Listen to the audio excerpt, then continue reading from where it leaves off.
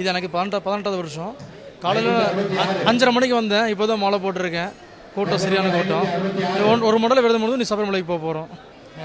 கார்த்திகை மாதம் வந்து 1ஆம் மாலை போடுவோங்க. 40 நாள் விரதத்து போவோங்க. காலையில் இந்த வருஷம் கும்பல் ஜாஸ்திங்க.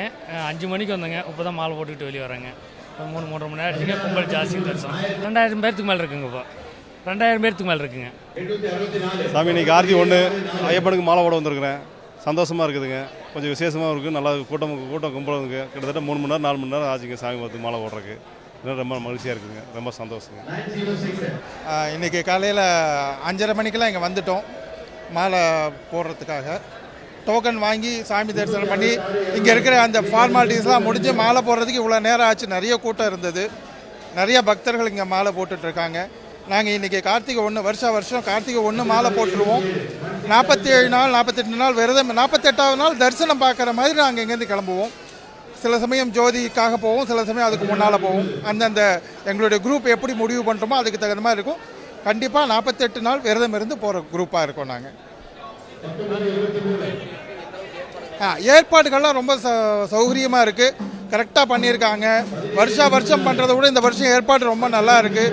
உள்ளுக்குள்ளே வர்றவங்களை கரெக்டாக ஒழுங்குபடுத்தி க்யூவில் கொண்டு போய் வரிசையில் நிற்க வச்சு டோக்கன் நம்பர் படித்து அழகாக மேலே போட்டு பிரசாதம் கொடுத்து எந்த விதமான குறையும் இல்லாமல் கரெக்டாக பண்ணிகிட்ருக்காங்க.